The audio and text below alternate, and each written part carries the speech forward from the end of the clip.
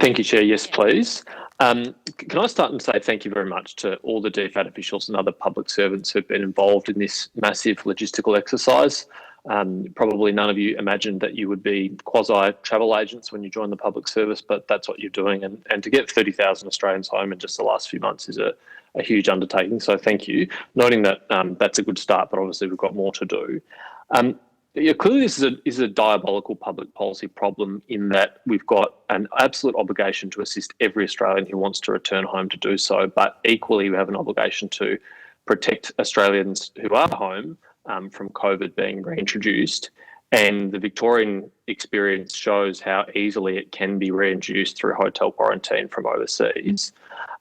Just want to talk about that Victorian hotel quarantine failure and the consequences it had. There's obvious consequences for Victorians who went into extra lockdown and the massive economic and social impact of that. But also Melbourne Airport closed as a returning route for Australians. How big an impact has that had on the ability to get Australians home? Answer that question. It's had a very significant impact because prior to the closure of Melbourne Airport, it was taking approximately 26% of international arrivals. So the impact has been commensurate with the proportion that they were taking prior to having to go offline. And I know that it's due to open again on the 7th of December and take about 1,000 people per week. So that's almost 6 months since it closed. Had Melbourne Airport been taking a similar amount, say about the 3,000 a week that New South Wales had been taking in that 6 months, that's give or take, by my rough maths, about 70,000 extra people that could have come home in that time. I mean, given the numbers we're talking about of 36,000 outstanding Australians overseas, that's an enormous blow to our ability as a nation to bring people home, isn't it? Christine Dacey, Deputy Secretary, Aviation and Airports.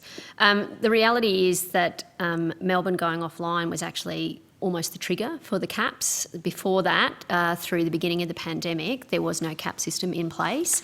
The arrivals were being managed and quarantine was being managed, but when that particular element of the quarantine system came into place, that was actually the trigger for caps being introduced. Right. And that was a unanimous decision of the National Cabinet, as I understand it. And am I right in remembering it was a request of the state governments? It wasn't at that time. It was not a National Cabinet decision. It was a request from Premier Andrews direct to the Prime Minister that we cease international arrivals into Melbourne while they reset their quarantine program. Yes, no, sorry. I was talking about the caps being introduced. The caps then sort of by followed each state. In an evolutionary sense. Like once Melbourne went offline, the pressure commensurately filtered through the rest of the quarantine systems of jurisdictions, and that's how we arrived where we are. Of course, of course.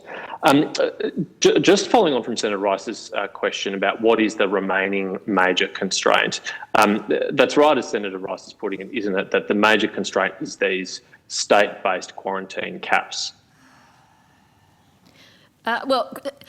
The reality is, for health reasons, for a range of very legitimate reasons, we are seeking to control the entry of people who have been overseas for a period of time. Quarantine is the constraining factor, yes.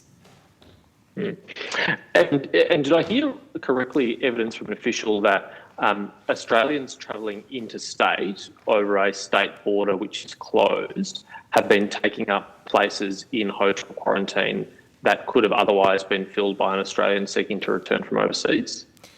I'm not an expert on the internal workings of jurisdictional quarantine arrangements, but certainly when various outbreaks have happened at various times, we have been advised by the states that their resources are being spread across various quarantine requirements, which may include domestic quarantine requirements. Professor Kelly may have more that he wants to add, I don't know. Yes, so Professor Paul Kelly, Acting Chief Medical Officer of the Department of Health. That's correct, Senator. There has been an effect from the domestic border closures in that way. So some states have needed to decrease the number of people they've been receiving overseas because there are others in hotel quarantine.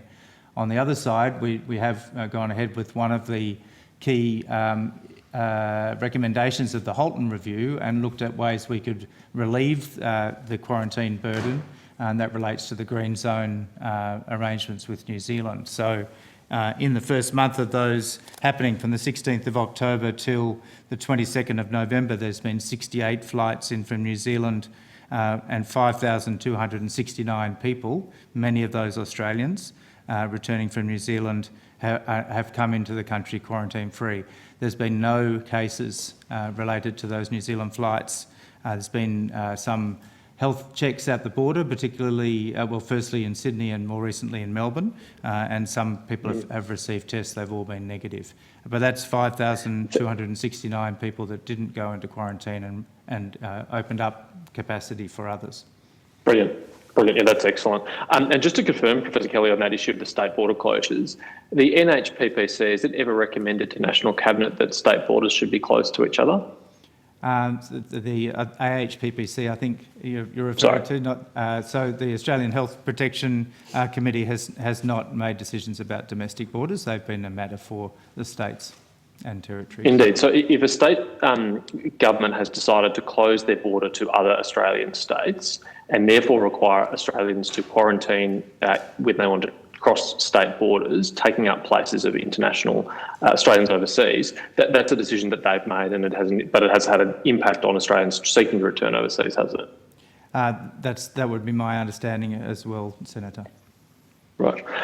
Professor Kelly, it's good that you're here because I'm interested in testing on behalf of these Australians who are overseas some of the alternatives, because when I correspond with Australians stuck overseas, one of the things they say is, couldn't I just quarantine at home? I'd be happy to wear an ankle bracelet. I'd be happy to have an app. Why is it that Australia hasn't gone down that path? What are the risks of going down a path like that? Well, I think it's been, you mentioned yourself, Senator, about the situation that was faced in Victoria in the past few months, and we've seen what happens with even a small breach in relation to hotel quarantine, how quickly things can develop. Even just in the last week or so, we've seen something very similar, but a very strong and appropriate and quick public health response in South Australia dealing with exactly the same issue of quarantine breach. We've, of course, in the Halton Review did recommend that we looked at alternatives to hotel quarantine. We have looked at that in great detail. We've provided information through the various mechanisms for decisions. At the moment, it's seen that that risk is not acceptable in terms of decreasing from our gold standard of hotel quarantine.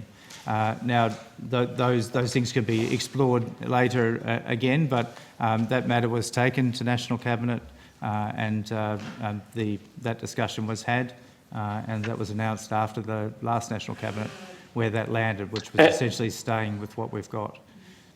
Yeah, and Professor Kelly, you probably won't have much difficulty convincing Victorians of that, who went through what many see as a completely unnecessary second lockdown because of hotel quarantine failures. And it's very frustrating for those Australians stuck overseas that as a result of that failure, we've had to introduce a much more stringent regime, close down our Melbourne airport for months on end, and impacted their ability to return home. Well, there's been certainly the situation as it evolved in Victoria has made people more cognizant of the risks, and that's certainly affected decision making. I do agree. These things are not necessarily the fault of one person or a particular state. These are the matters of this particular virus. It's very infectious. It can spread from person to person. It can spread on surfaces, and we're continuing to examine that at the AHPPC about what extra things we can do to make hotel quarantine safe, and when the time is right to consider what might be alternatives to hotel quarantine. Of course, there are some, and the ACT is an example of that jurisdiction where alternatives have been used successfully in terms of home quarantine with very rigorous and specific follow-up of people, making sure that they're complying with that, what is required in terms of staying at home. But other states believe that the hotel quarantine is the one that they want to stick to, and we need to respect that. They're the ones that are running those services on behalf of the nation.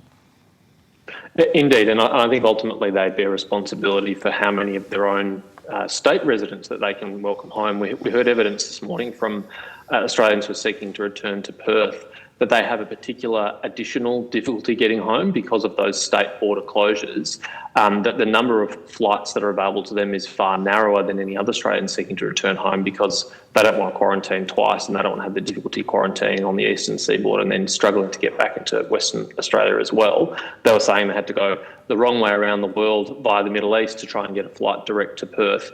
I mean, isn't there an obligation on states like Western Australia, which put in these extra and higher restrictions, to increase their hotel capacity? I mean, I note the Western Australian government is only accepting 1,000 Australians per week. That's only a third of what the New South Wales government is doing. Can't states do more to accept more Australians? Well, those are decisions for the state governments. I can't second guess the premiers and chief ministers what they will decide, but they have to look at the capacity they have. It has to be realised that hotel quarantine is quite complex. The ones in South Australia, for example, are run like hospitals to an extent. A lot of staff, both health, the usual services that happen in hotels around food and cleaning services, etc., plus the security elements, that has to be within the capacity of the particular state or territory to do, and they're the ones that are taking that responsibility, and they need to make those decisions. Mm. Indeed. And just a final question for me from Home Affairs or Border Force officials who are there. One of the other suggestions that people have made is, well, why can't we use detention facilities more extensively to bring Australians home by there? What is the capacity in our detention facilities at the moment? Do we have spare capacity to bring Australians through if we had to do it that way? Senator Paterson, we're just waiting for Border Force official to... So can I just clarify, Senator Paterson? Thank you. You say other people made that recommendation. I think it was Jane Halton that made that recommendation, wasn't it? Well, I was talking to Senator Keneally about the many Australians overseas that I've corresponded with who are, as you know, very keen to come home and open to all possibilities to get here, and that's one of the suggestions that I've received. Yeah, I think it is also a recommendation of Ms Halton. Okay, we've got Ms Rendina in place now. Hello. So to answer your question, there is no capacity in detention centres at present. COVID-19 has affected the ability to remove unlawful non-citizens, so we are over the capacity. And as you would be aware, while we used the Northwest Point on Christmas Island initially with 278 Australians returning home, there was a health assessment for any other expansion on Christmas Island that determined that the detention facility there was not health appropriate for a quarantine facility. Okay, all right. Thank you very much, Chair.